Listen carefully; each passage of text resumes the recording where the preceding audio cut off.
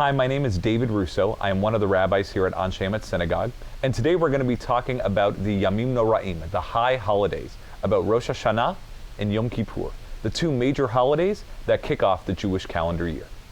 One question I have is, how does one let go of one's own tradition in order to embrace the new tradition of Judaism and the Jewish people? And how does that interact with the high holidays? Right. Yeah. So, I mean, Tom, it's a really great question. And one of the main pieces of the high holidays of Rosh Hashanah and Yom Kippur is, on the one hand, reflecting back. What has this past year been like?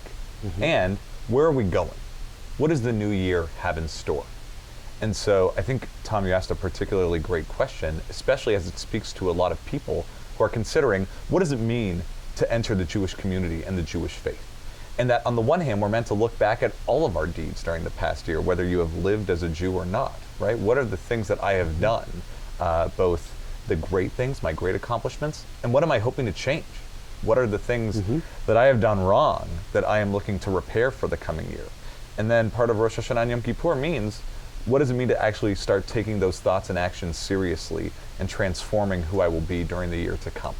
And so I think Rosh Hashanah and Yom Kippur is actually the perfect time for that reflection on where we've been, where each of us have been, and where each of us are going. So, as myself, I was very connected to my faith with which I was raised, Catholicism. And a lot of the language and also the rhythm of the year is very different. The high holidays being in the fall in particular, as opposed to December. Now, I know that Pesach and Easter basically fall at the same time, and so that's not quite as different, but I'm just sort of wondering about if one has connected to one's faith of childhood in a profound way, what do you think the challenges are in terms of moving towards a new one? Yeah. So, and I think one of the big challenges that a lot of participants who come through Anshe Emet's conversion program interact with is, what does it mean to still stay connected to my family and to my past and to my life before trying to enter the Jewish community? And then what does it mean to, in some way, still be connected to that after the conversion? And so we don't expect that people who come through our conversion program will not still be in touch with their family members who might, who have a different faith, that they wouldn't be able to be a part of their family members' lives. So, for instance, to still be able to go with their family members as they are celebrating various holidays, whether it's Christmas or something like that, to celebrate those dinners. And part of entering the Jewish people is seeing, oh, how are those things different? And so having, so setting you up with members of our community so that you can start learning about, oh, what does it mean to be a part of the Jewish people and the Jewish community? The high holidays, the Yamim Noraim, the holidays of Rosh Hashanah and Yom Kippur aren't always the easiest because there are so many Jews who all come together at one time. There are going to be a few thousand people in and out of the building here at Anshe Emet.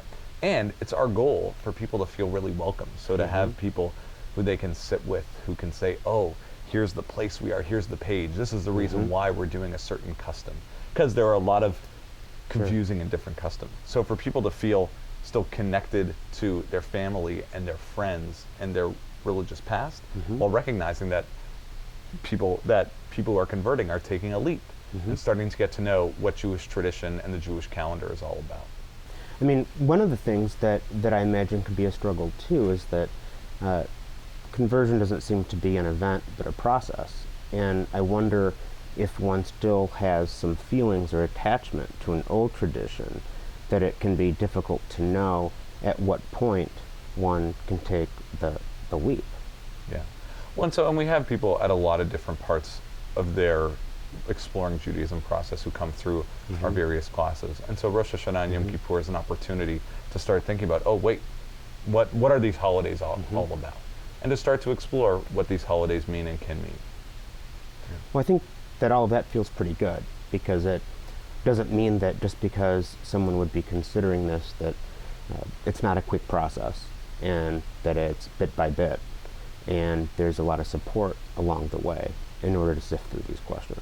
Absolutely. And in our conversion program with Cantor Liz Berkey, who runs it, and also people who have been through the program before, there's a lot of chances to ask questions, times to meet with our different rabbis, and step by step to say, okay, wait a minute, what are my questions? What am I still holding on to from my past that I still am clinging to? And to start thinking about, wait, what does Judaism mean to me as I'm exploring it further?